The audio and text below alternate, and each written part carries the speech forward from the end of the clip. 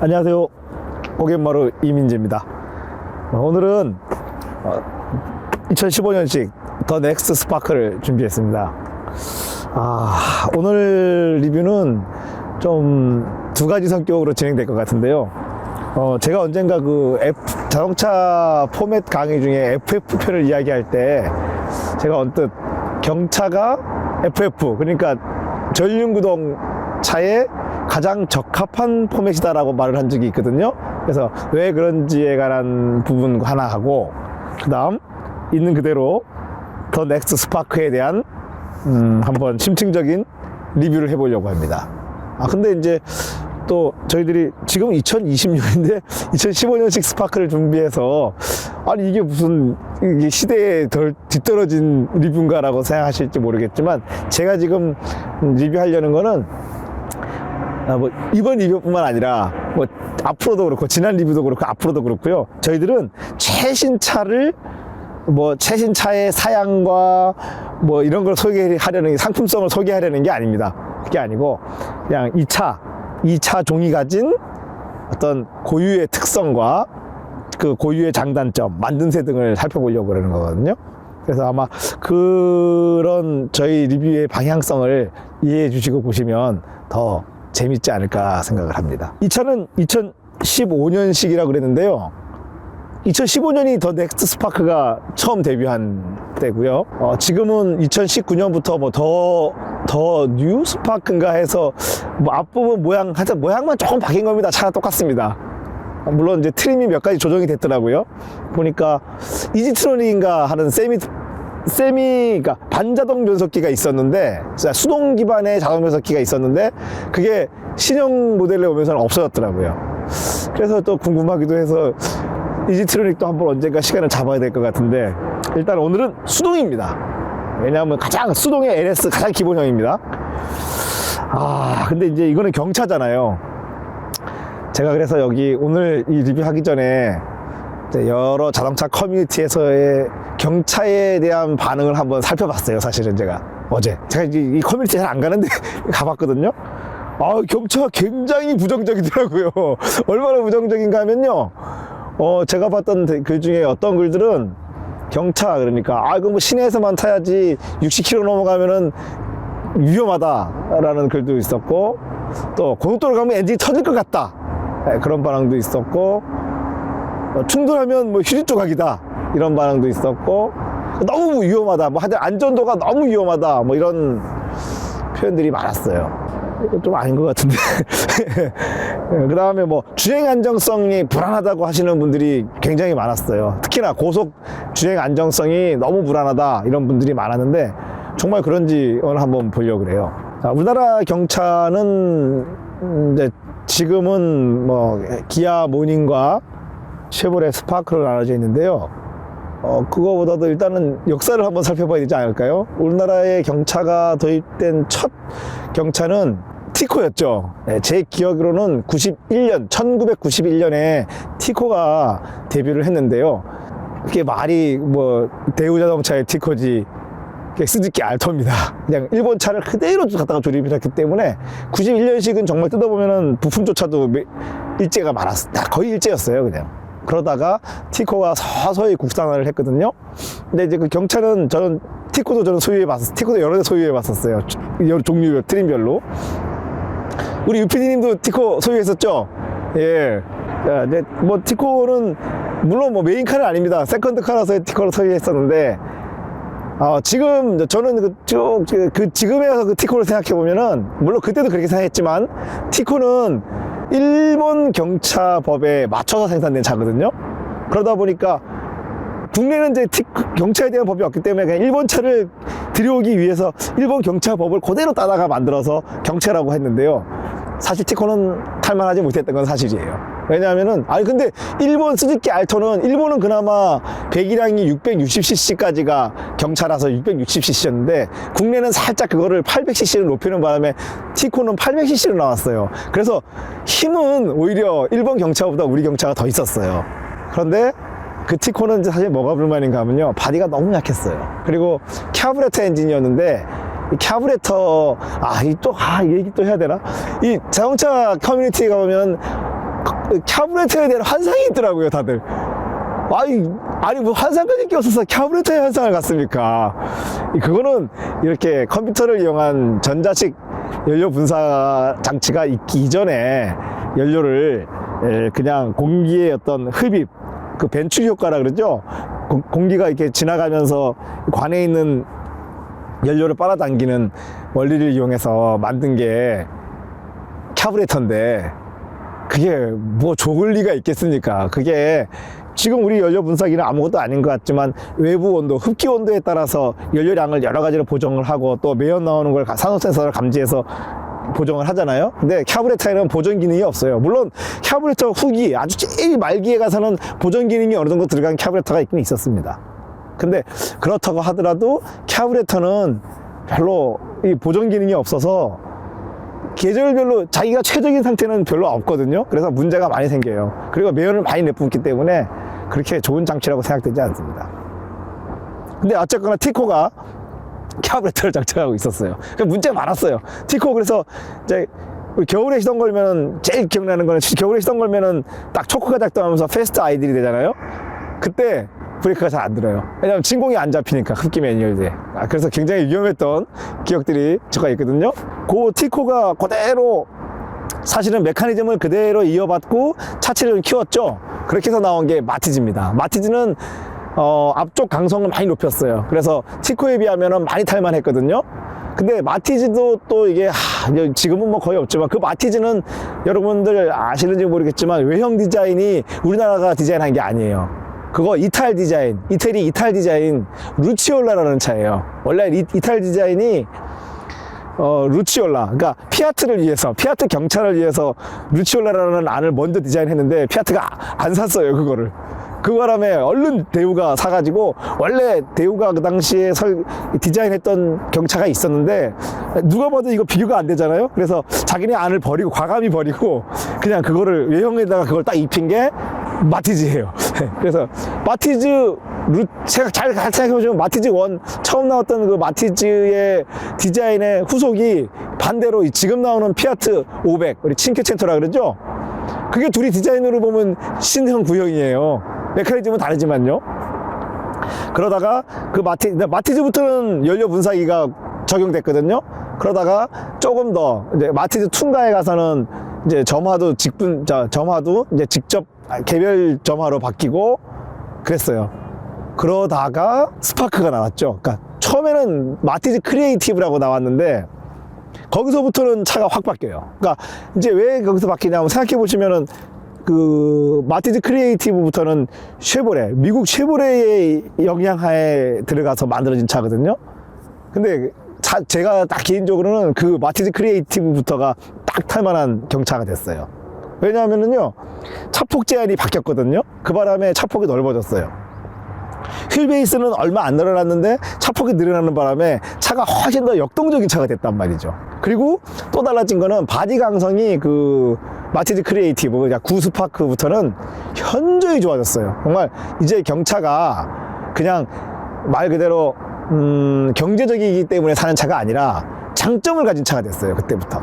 그 구형 스파크는 그래도 문제는 있었어요. 엔진이 그때는 직렬 4기통이었거든요. 1000cc에.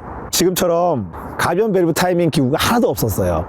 그래서 그 엔진을 설계한 사람은 선택을 해야 했습니다. 자, 가변 밸브 타이밍이 없으면 엔진을 저회전에 유리하게 될 건지, 중간 회전이 될 건지, 고회전이 될 건지 선택을 해야 되거든요. 근데 그 당시 쉐보레 엔진 디자이너가 고회전을 택했어요. 그래서 이 엔진이 너무 고회전 엔진이에요.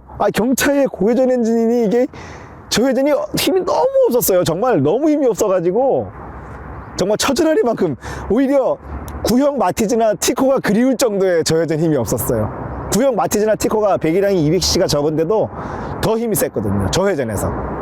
그러다가 이제 더 넥스트 스파크가 2015년에 나왔는데 이거는 다시 3기통 엔진. 그렇죠, 티코나 마티즈가 3기통이었거든요. 다시 3기통으로 돌아가면서 새로운 메커니즘을 확 담았어요. 뭐 흡배기, VVT, 아까 말씀드린 가변 밸브 타이밍 기구, 뭐 그 이외에도 많은데요.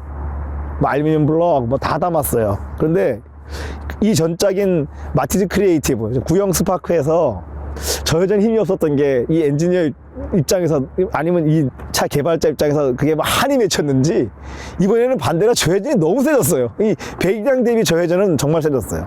그래서 굉장히 이제는 훌륭한 차가 됐거든요. 근데 이제 이 더 넥스트 스파크는 쉐보레 산하에서 만들어지긴 했지만 사실은 오펠의 영향을 받았거든요. 그래서 동시에 같이 발매되지 않았습니까? 오펠, 칼 똑같은 차예요. 앞모습하고 뭐 몇 가지 모습만 다르지 메커니즘이 똑같은 차가 됐습니다. 이거 뭐 오늘 경차 하나 소개하는데 자, 그러면 이제 맞아요. 이제 그것까지 봤고요. 이제 경차, 왜 경차가 FF로서의 장점을 가졌다고 하는지 한번 살펴보겠습니다. 일단은 아까 말씀드린 대로 경차가 차폭 제한이 완화되면서 차폭이 넓어졌거든요. 그 바람에 길이는 그대로인 채 차폭이 넓어져서 종횡비가 이 길이에 비해서 차폭이 굉장히 넓은 차가 됐어요. 그래서 이게 종횡비에 따라서 차가 이 요잉 특성이 결정이 되거든요. 그 점에서 유리해졌고, 그 다음에 FF는 말 그대로 앞쪽에 엔진하고 변속기가 다 들어가 있잖아요.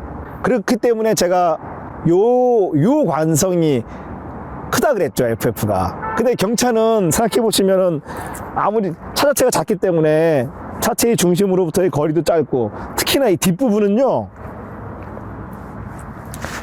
자, 우리 차를 볼 때 차 자체의 어떤 그 바퀴 축으로부터 밖으로 튀어나온 부분이 우리 오버행이라 그러잖아요. 그 오버행이 왜 중요한가 하면 이 바깥에 있는 무게는 사실은 거리에 제곱해서 여기 있는 무게들이 예를 들어 턱을 넘는다고 생각해 보세요. 여기 있는 무게는 탁 넘어가면 끝이지만 여기는 넘어간 이후에도 더 여진을 일으킨단 말이에요. 그래서 앞뒤 오버행이 길어서 운동 성능에 좋을 게 하나도 없거든요. 그런데 이 경차는 뒤쪽은 정말 아무것도 없어요. 정말 오버행이라는 게 이거를 요만큼 있는데, 물론 단점은 이제 여기 해치 테일게이트가 조금 무겁죠. 이게 무겁고 위에 있기 때문에 불리하긴 한데, 일단 뒤가 아예 없기 때문에 굉장한 장점이에요. 그리고 앞도, 아니 전륜구동차 치고 앞이 이렇게 오버행이 짧은 차가 있나요? 왜냐하면 3기통 엔진의 배기량이 작기 때문에 굉장히 엔진을 컴팩트하게 만들 수 있거든요. 특히나 이 스파크, 앞전 스파크부터 지금 넥스트 스파크까지는 충돌 안전도를 높이기 위해서 여기를 굉장히 기울여 놨잖아요. 그럼에도 불구하고, 그래서 엔진룸이 작은데도 불구하고 여기다가 다 엔진을 넣었단 말이에요. 그 바람에 점점 요 관성이 의외로 작은 차가 됐어요. 그래서 FF 포맷 중에서는 이 이상 요 관성이 작은 차는 탄생할 수가 없죠. FF 포맷에서는요. 이제 바디 강성 측면에서는, 자, 우리 똑같은 종이로 여러분 종이배를 접으면 큰 배가 튼튼합니까? 작은 배가 튼튼합니까? 작게 접은 배가 훨씬 튼튼하잖아요. 그래서 똑같은 철로 만들었는데 경차가 제일 튼튼해요. 바디 강성은 솔직히 말씀드리면 요 앞전 구형 스파크도 충분합니다.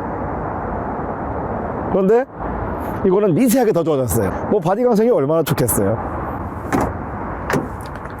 자, 이거는 LS라서 이 차가 출고될 당시에는 최하위 트림이었거든요. 그래서 보시면은 뭐 크롬이라고는 일절 없어요. 근데 저는 그렇게 생각해요. 크롬 장식이 뭐 그렇게 또 많이 필요합니까? 저는 까만색이 더 모노톤이 더 좋아요. 크롬 장식이 더 어떻게 보면은 좀 촌스럽지 않나라고 생각되거든요. 엔진을 한번 살펴볼까요?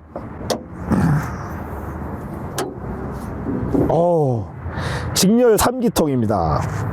DOHC고, 여기 흡배기 가변 밸브 장치가 지금 솔레노이드가 양쪽으로 보이시죠?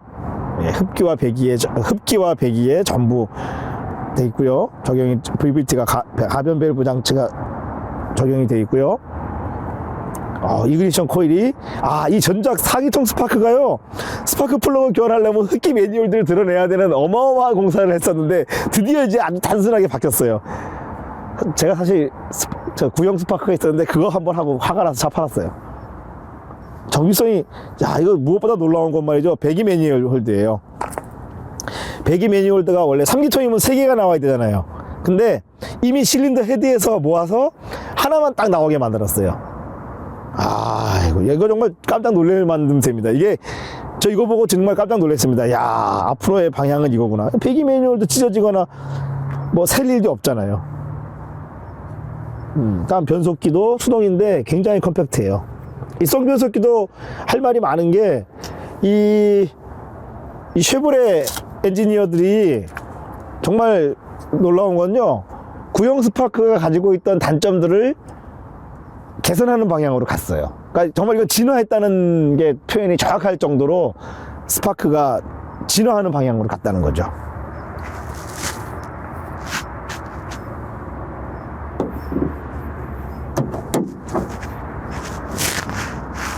네.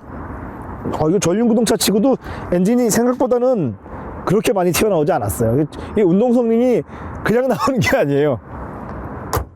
이게 한 가지 또 문제가 있어요. 한 가지 문제는 있어요. 이거 이제 제가 모르는 분들 이렇게 태워드리려 그러면은 타세요. 그럼 다 뒤에서 다 이러고 있어요. 왜요?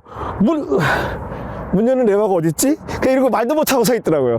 여기 있습니다. 이거 나름대로는 뭐 디자인상 깔끔하고 좋고 뭐 마치 쿠페 같은 느낌을 주는데 이거 찾기 너무 어렵잖아요. 근데 이제 그렇죠. 경차라 그래서 그러면은 우리가 실내 공간이 좁냐? 한번 볼까요? 아니요. 운전 자세 훌륭합니다. 야, 왼발은 키가 저는 이제 170 정도 되는데 저보다 키가 크신 분은 왼발이 조금 답답할 수도 있긴 있겠어요. 이 전륜구동사 휠아치가 있기 때문에. 근데 이거 티코 타보신 분은 제가 무슨 말 하는지 아실 텐데 저 티코 샀었거든요. 티코 딱 사자마자 저 후회했어요. 아니 이 왼발을 둘 데가 없는 거예요. 그래가지고 막 폐쇄 공포증도 오고 막 그랬는데 이거는 그거에 비하면 그렇지는 않아요. 자동 변속기 모델이면은 여기가 좀 여유 있을 텐데. 네, 뭐 헤드룸도 오히려 이게 더 높고요. 근데 이게 그래도 구형 스파크에 비해서는 차고를 낮췄어요. 그래서 무게중심을 많이 낮췄어요.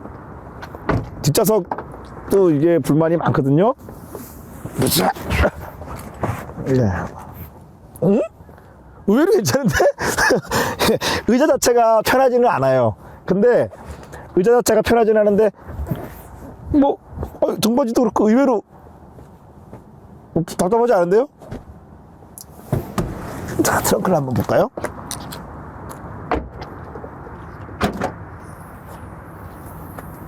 네, 트렁크는 뭐 딱 경차만 해요. 근데 그렇게 말할 수도 없는 게요,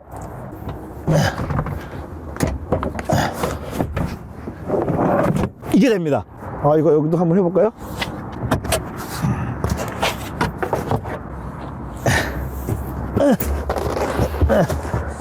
아유, 잠은 못 자요. 차박 안 되고 낚시 정도는 할 수 있겠어요. 여기 앉아서. 예, 낚시 정도? 그래도 안 되네. 예. 급하게 뭐 짐을 좀 싣거나 이럴 때는 이게 도움이 돼요. 정리도 간단하게 되는지 해보죠. 너무 능숙하지 않아요, 제가 이거? 이거 하실 때 벨트가 이게 씹혀가지고 이 벨트를 빼야 돼요.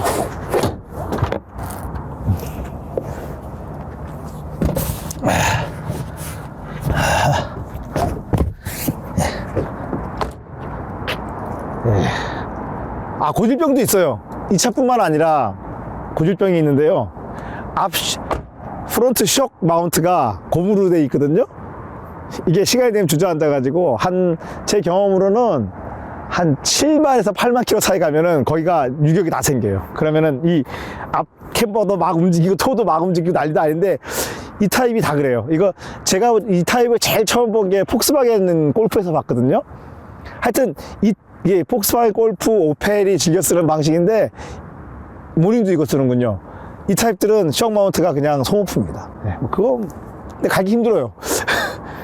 이제 이 정도로 뭐 경차의 측면, 운동성의 측면에서 경차 한번 살펴봤고요. 더 넥스 스파크만의 어떤 주행 성능은 이제 진짜 운전을 하면서 한번 더 심층적으로 살펴보도록 하죠.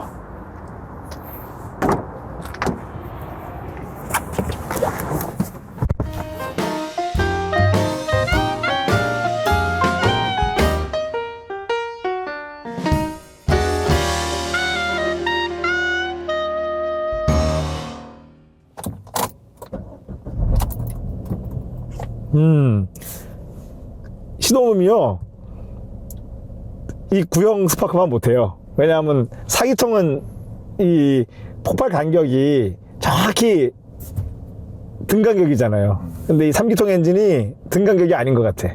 예, 이게 진동이, 이 진동은 정말 낯설지가 않은 게 티코에 느끼는 그 진동이 꼬대미 있어요. 예, 이거 아이들링에서의 진동은 형편없다.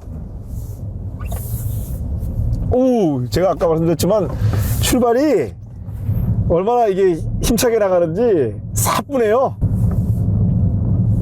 그래서 이게 제가 이거 오토도 한번 타봤는데 오토는 더 힘차더라고요. 네. 기어비가 달라서. 기어비도 다르고 오토는 아무래도 약간 헛돌면서 나가기 때문에 힘을 더 쓰잖아요. 그래가지고 와, 이거 오토에는 정말 자동 변속기는 최적화된 엔진이라고 생각돼요.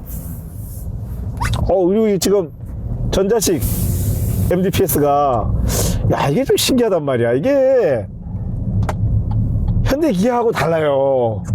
이 별로 MDPS 같지 않은 약간 그 특유의 유압식 같은 끈끈한 느낌이 있어가지고, 이게 MDPS라는 거 모르고 타면은 민가 할 정도? 예. 그렇다고 뭐 핸들이 무겁거나 그렇진 않고. 구형 스파크 대비 크게 바뀐 게 시프트 레버 필링이에요. 맞아요. 예, 수동 시프트 레버가 구형 스파크는 진짜 억지로 그냥 되는 시프트 레버였거든요. 근데 이거는 굉장히 절도감이 있어요. 절도감이 있고 정확하고, 예, 무게감은 뭐 그렇게 심하진 않은데 하여튼 좋아요. 이 엔진이 신기한 게 아까 아이들링에서는 진동이 굉장히 심했잖아요. 회전수가 올라가잖아요. 진동이 하나도 없어요. 그래서 타코메드를 안 보면은 지금 3000rpm인지 4000rpm인지 5000rpm인지 전혀 의식할 수 없을 정도의 느낌이에요. 힘차네요. 그러니까 이게 이 엔진, 전에 스파크 리스차로 원메이크 레이스를 주변에 한 사람이 있었거든요. 근데 그때 저도 트랙에서 한번 타봤는데 신기한 게 출발이 굉장히 힘차잖아요. 근데 최고 회전 6500rpm까지 토크가 거의 일정하게 나와요.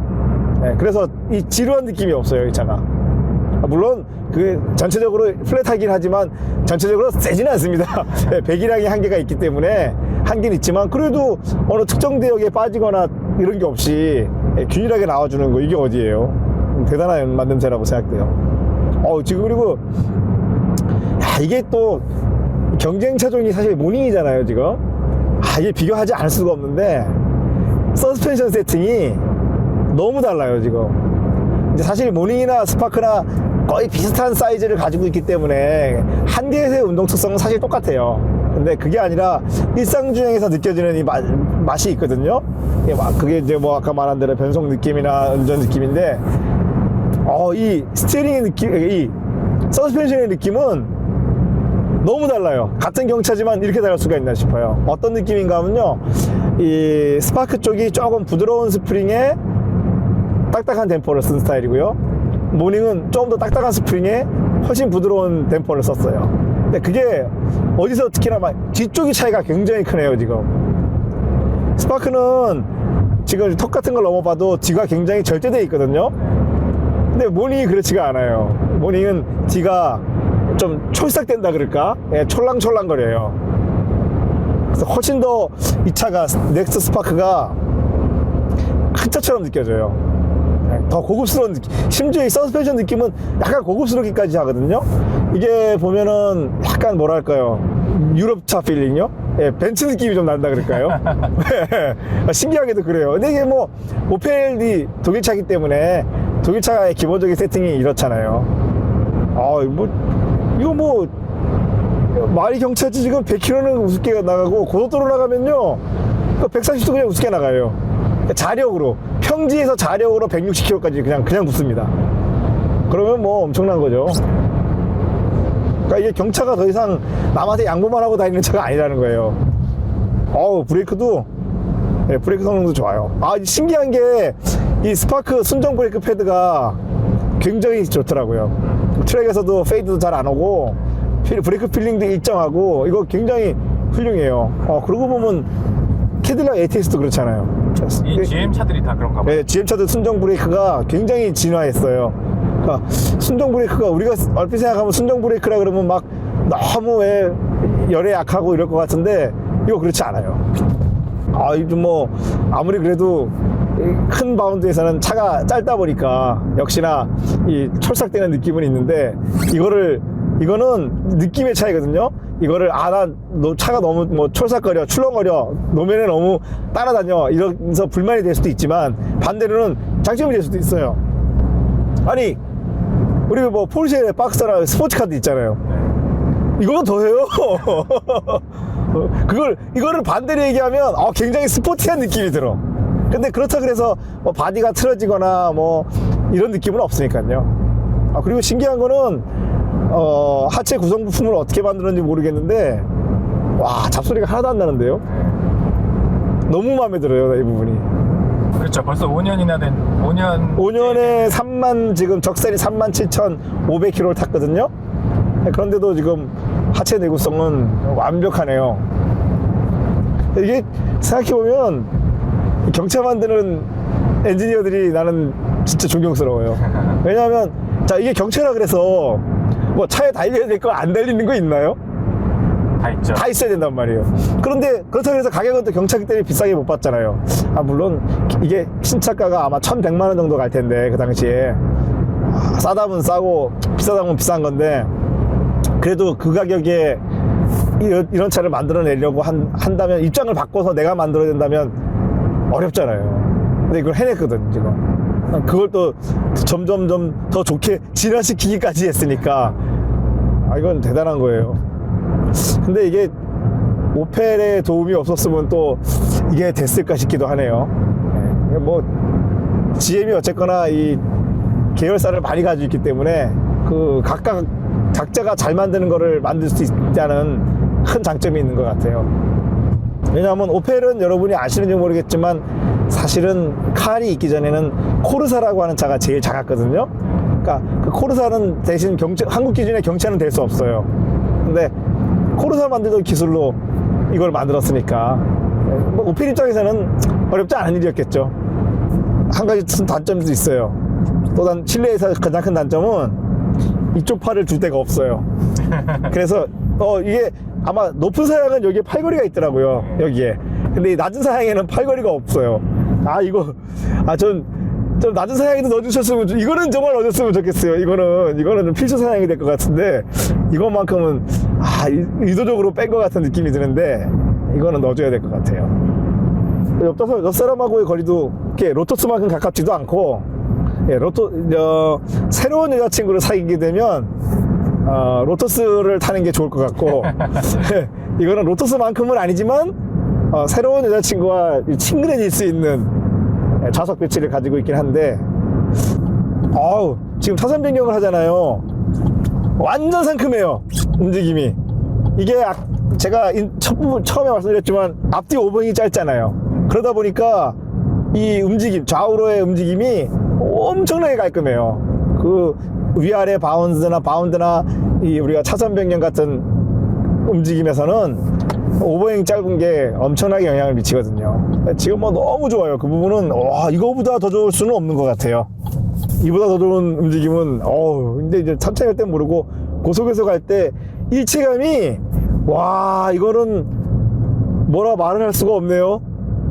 이런 일체감은 트렁크가 있는 세단에서는 느끼기 어렵습니다.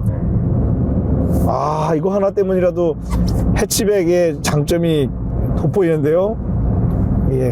이 경차의 해치백이 지금 턱을 노면에서도 이 바운드에서도 뒷부분의 움직임이 깔끔하잖아요. 저는 이게 너무 좋아요. 그러니까 이게 차라는 게 사실 우리가 사람들이 차를 고를 때는 기준이 크게 두 가지라고 난 보거든요. 사회적 기준과 물리적 기준이라고 봐요. 물론 우리는 모든 사람은 다 그 두 가지를 가지고 있어요. 그러나 조금 더 사회적인 사람은 사회적 기준에 많이 기울 것이고 조금 그거보다는 덜 사회적인 사람은 물리적 기준에 더 기울겠죠, 차를 선택할 때. 근데 이 경차는 사회적 기준에 기우시는 분은 절대 선택하지 않을 물건이에요. 하지만 오로지 우리가 그 사회적 기준이라는 거를 싹 빼고 물리적인 기준만으로 봤을 때는 전륜구동차 중에 이렇게 좋은 차는 없다고 생각합니다. 그건 뭐 제가 확실하게 말씀드릴 수 있습니다. 이렇게 깔끔한 움직임을 가진 전륜구동차는 없습니다. 지금 뭐 서스펜션 튜닝이나 이런 거를 전혀 뭐 욕심내지 않을 정도의 지금 기본 세팅이니까요. 그리고 앞뒤 오명이 짧다 보니까 기본적으로 스프링과 댐퍼를 강하게 세팅할 이유가 없어요. 그렇기 때문에 잔진동도 잘 걸러주면서 큰 진동도 깔끔하게 넘어가는, 정말로 깔끔해요. 제가 집에서 음악 들을 때도 이 음이 깔끔하지 않으면 노래를 못 듣는데, 이 차도 역시 깔끔해야지 살 수 있는 것 같아요. 그럼 오디오는 이제 CD는 없어요. 이 앞에 스파크는 CD가 있었는데 이제 CD는 없고 USB만 돼 있고 대신 블루투스가 잘 돼 있더라고요. 라디오 한번 들어볼까요? 우리가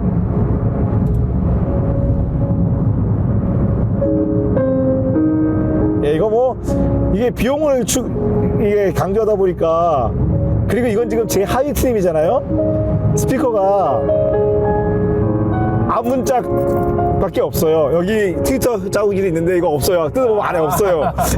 이거는 상위 트림에만 있는 건데, 예, 그래서 주파수적으로 봤을 때는 높은 주파수, 우리 고음이 잘 안 나거든요. 근데 이 기본형 LS 타시는 분한테 제가 팁을 하나 알려드리면, 여기 메뉴에 가시면은 음질을 선택하는 게 있거든요.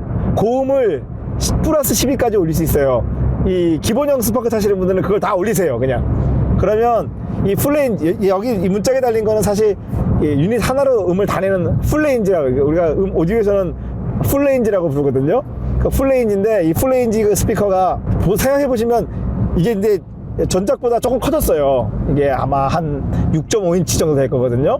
6.5인치로 직경을 키우다 보니까 저음은 구형보다 좋아졌는데 고음이 잘 안 나요.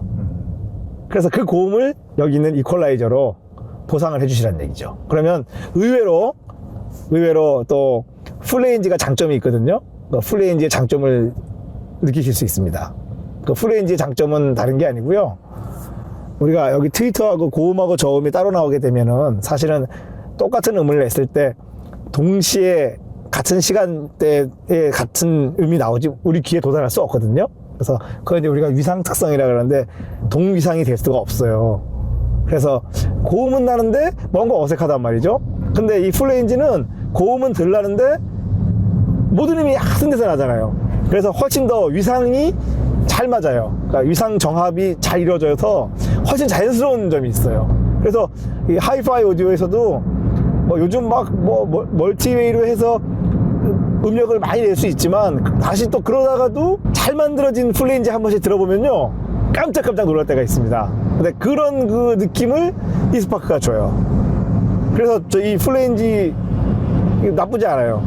그리고 저음도 의외로 굉장히 나요. 이게 스피커 유닛 봐서는 뭐 한 몇천 원짜리, 1, 2천 원짜리 유닛 같은데 거기서 나는 소리라고 보기에는 훌륭해요. 근데 이 스피커가 막상 또 이 쉐보레에 사러 가면 비싸요. 그쵸? 그러니까 이 쉐보레 차가 가진 최대의 단점이 정비 비용이에요. 그러니까 차는 지금 제가 볼 때 굉장히 좋거든요. 근데 이게 사실 모닝에 비해서 부품값은 기본적으로 2배입니다. 그러니 이게 선택받기가 어려워요.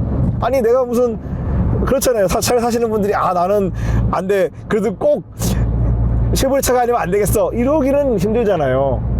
고장나 보면은 이게 수리비가 비싸고, 또 돈도 돈이지만 부품이 잘 없어요. 이게 수입 부품이 섞여 있기 때문에 부품 수급이 좀 원활하지 않습니다.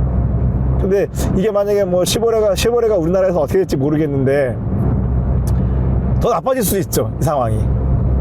그런 점이 최대의 단점이라고 생각돼요. 더 넥스 스파크가 되면서부터는 이 타이어 프레셔 모니터 센서 TPMS하고 ESP가, 이거는 뭐 회사에서 달아주고 싶어 달아준 게 아니라 국내에 기본 법이 됐죠. 이거를 장착하지 않으면 차를 판매할 수 없게 했기 때문에 다 기본으로 장착되어 있거든요. 네, 그래서 기본으로 장착되어 있습니다. 그런데 신기한 거는 요 쉐보레에 달린 이 ESP가요, 굉장히 정교해요. 그래서 일상에서 좀 세게 타도 개입되는 거 잘 못 느껴요. 그러니까 쉽게 개입하지 않아요. 현대기아는 좀 자주 개입하거든요. 그리고 개입하더라도 출력을 지나치게 제한하지 않고 미세하게 도와줘요. 그게 좀 놀라워요. 5단인데 지금 제가 너무 잘 나가서 한 단을 더 넣으려고 했습니다. 6단이 있어도 될 정도인데, 예, 아까 변속기가 굉장히 컴팩트하게 만들어졌거든요. 이거 진짜 욕심낸다면 한 단, 6단 변속기 달아줬으면 좋겠어요. 그러면 고속도로에서도, 왜냐하면 지금 우리가 90km로 가는데 3000rpm이네요. 좀 고속 크루징 할 수 있는 분을 위해서 한 단 더 달아줬으면 좋지 않을까 싶어요. 근데 엔진음이, 지금 가속할 때 엔진음이 티코의 그것과 굉장히 흡사하며, 그런데 소리는 그렇게 나는데 진동은 별로 없습니다. 예, 진동은 지금 거의 이 운전자나 운전자의 진동이 느껴지지 않아요. 예, 이건 엔진 마운트가 되게 잘 만들어진 것 같아요. 그리고 기본적으로 알루미늄 블럭이기 때문에 진동 흡수가 되죠. 엔진 자체에서. 그러니까 알루미늄이라는 재질이 진동 흡수하는 능력이 있기 때문에 도움이 돼요. 계기판은 속도계가 중간에 있고 탑컴에다가 연편이 있는데 시인성 좋네요. 숫자도 딱 알아보기 좋고 좋아요. 근데 이거 어떻게 보면 좀 예민해요. 차가 스티어링 반응이 굉장히 예민합니다. 그래서 재밌기도 한데, 우리가 지난번에는 모닝으로 트랙 주행을 했었잖아요. 예, 근데 이 차로도 해보면 상당히 재밌을 것 같아요. 예, 뭐 솔직히 말씀드리면 오늘 원래 하려고 했는데 인제 서킷에 눈이 왔습니다. 그래서 오늘 취소됐죠. 원래 오늘 하려 했어요. 근데 이것도 궁금하네요. 언제 한번 가보죠 뭐. 네. 시프트 필이 굉장히 좋아요. 역시 지금 3단으로 그냥 3단 1500rpm으로 치고 올라가고 있어요. 오르막인데 훌륭합니다. 방금 우리가 한 100km, 시속 100km까지 달려봤거든요. 근데 사실 이거 제가 평소에 좀 타기 때문에 제가 많이 고속도 다녀보는데, 이게 고속에서 불안하다는 이야기는 전혀 동의할 수 없습니다. 전혀 불안하지 않습니다. 그거는 아무래도 좀 운전석이 높게 붙어 있어서 그런 느낌을 받을 수도 있을 것 같아요. 그런 느낌이지, 뭐 이게 불안하면은 뭐 카니발 같은 걸 어떻게 타요? 못하죠. 그리고 엔진이 이미 터질 것 같다, 그거는 요 전 세대, 그러니까 마티즈 크리에이티브하고 구형 스파크는 맞습니다. 그 말씀이. 근데 이건 아닙니다.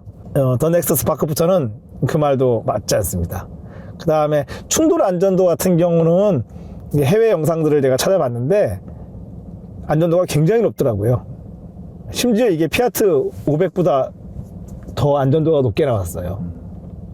그런데 단 하나, 이제 뒷좌석은 조금 안전도를 100% 보장받기 어렵겠죠. 아무래도 뒤가 워낙 짧다 보니까 충돌했을 때 뒤쪽의 안전도는 조금 문제가 있지 않을까 싶은데, 앞좌석 두 좌석만큼은 충돌 안전도 굉장히 높았어요.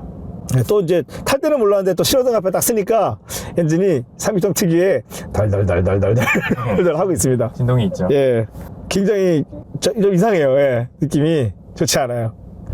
아예 엔진 특성이 지금 타보니까요, 피크 출력은 모닝이 조금 더 세요. 근데 저회전에서는 스파크가 더 세요. 결과적으로 보면은 이 스파크가 더 자동 변속기하고 어울리는 엔진 세팅이고요. 모닝이 더 수동에 어울리거든요. 모닝 수동도 제가 타본 적은 있는데, 모닝 수동은 이만큼 맛은 없는 것 같아요. 그러니까 이 중후한 맛이 이 차가 지금 있어요. 이런 맛이 없어요. 시프트 필은 이쪽이 한 수 위에요. 경차라는 어떤 그 사회적인 편견을 버린다면 이제는 뭐 당당히 경차가 아닌 그냥 차로서 인정받을 수 있어요. 그런 포지션까지 왔어요 이제. 이 공조기도 굉장히 간결한 게 아주 훌륭해요. 이거 신기한 게, 그리고 이 구형 스파크는 에어컨을 끄고 가다가 에어컨을 딱 트잖아요. 갑자기 누가 뒤에서 훅 당겨요 그냥. 네, 근데 이거는 안 그래요. 이게 사실은 이제 에어컨 방식이, 컴프레서 구동 방식이 좀 달라졌거든요. 예전 거는 이제 구형 스파크는 클러치 타입이었고, 이거는 이제 그 토출 압력 제어 방식이래 가지고 압력을 확 붙이는 게 아니라 서서히 늘려 나갈 수 있는 방식이라서 에어컨이 붙는 순간을 잘 깨닫지 못하는 타입인데 뭐 그렇다고 하더라도 에어컨을 켰을 때 그렇게 답답하다는 느낌이 없어요. 그리고 무엇보다도 이건 주차가 너무 편할 것 같아. 이게 정말 나를 위한 차 같은데 이건. 저는 이 후진으로 주차하는 실력이 형편없어가지고 큰 차를 좀 자꾸 봤거든요. 근데 이거 뭐 딱 저를 위한 차예요.